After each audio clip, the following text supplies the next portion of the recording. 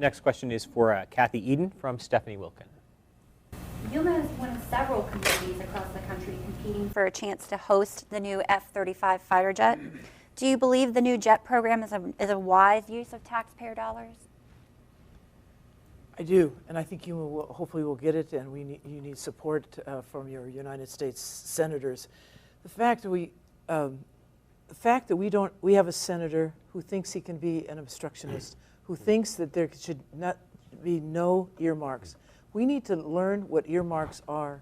Earmarks are, there's plenty of bad earmarks, you know, the bridge to no place, but there is also support for the communities like Yuma, and there's support for education to make sure that there are all kinds of things that can happen, especially in terms of education, is that support from the federal government.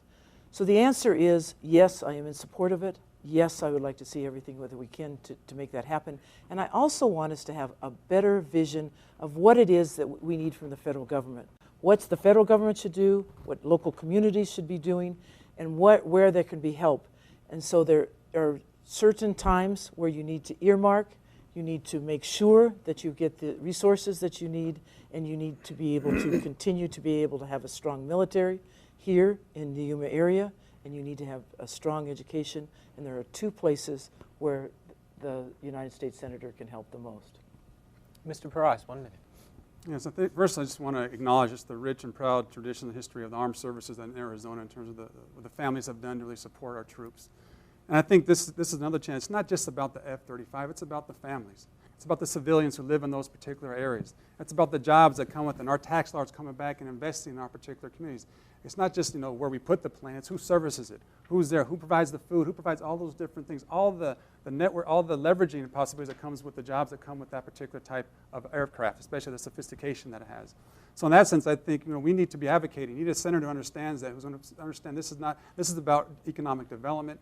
This is about, you know, bringing jobs home and job creation in our particular state, and have someone understand that that's the direction we need to move in, not someone who's going to back off it. This is our contribution to protect, you know, putting homeland security.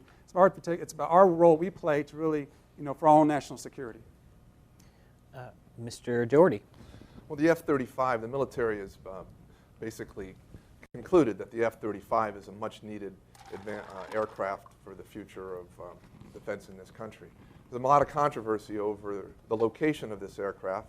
It's a very loud aircraft, and there's a lot of resistance in Tucson from some quarters of in that community to having that aircraft come in because they've been exposed to a lot of noise at Davis-Monthan from other aircraft. And there's also a lot of people who want it to come to Tucson because it's going to bring $1 billion. The same reason why people in Yuma would love to see that aircraft come here.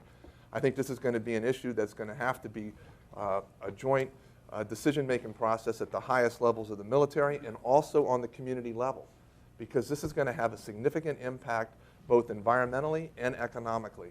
And I would be open to holding a broad-based discussion with the cities of Yuma, Tucson, and wherever else it may be located in the state of Arizona. It's important that it remains in Arizona.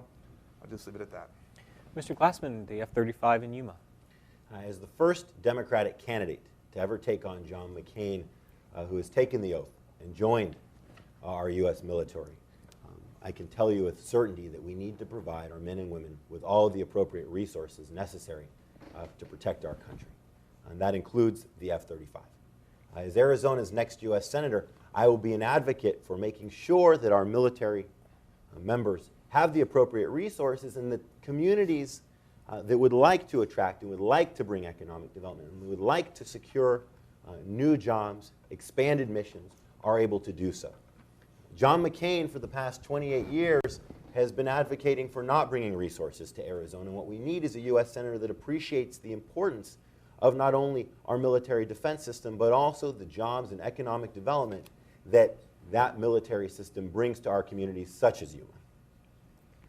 And Ms. Eden, final 30 seconds on the F-35. The question you asked was on the F-35, but I think it hits to the core of what is the United States Senator's role in terms of helping our communities. I also want to talk to people at the Yuma Proving Grounds, as they do not feel that our present senator is supporting the military enough here. what we need to think about is a United States Senator needs to listen to the community, need to understand that the ugly word called earmarks really means what is it Arizona needs and what is it that is legitimate to be able to bring home to Arizona. Mr. Parraz, the next question's for you from KAWC's Kim Johnson. A bipartisan group that's been led by Barney Frank and Ron Paul, another military-type question, has proposed a realignment of U.S. foreign policy, so the need for forward military bases, places like Germany and Korea, wherever around the world, would be unneeded. Now, their plan, they say, would save $1 trillion over the next decade. Would you support a plan to dismantle the U.S. position as, I guess it can best be described as global policeman, in order to rely, our allies rely more on their own for their own defensive responsibilities? Yeah, I believe so. I think it's great that they're starting to look and think differently about this particular issue. Our allies are not going to change unless we start to change our own behavior. Why else should they put more of their funding, their resources in to defend themselves if we're willing to do that without really getting any, if we're willing to do that for free? And so I think we have to look as a country, our change needs to develop over time as well. We have a Social Security system, a Medicare system that we need to fully fund. We have a military budget right now spend over almost 52% of our federal dollars, some $600 billion on an annual basis. So I think it's about time that we start to reassess. The world's not the same world as it was 40 years ago. And so we need to really reassess our commitments and pull back so we can also reinvest back here at home to really retool our own economy, retool our workers so they can compete better in a global economy.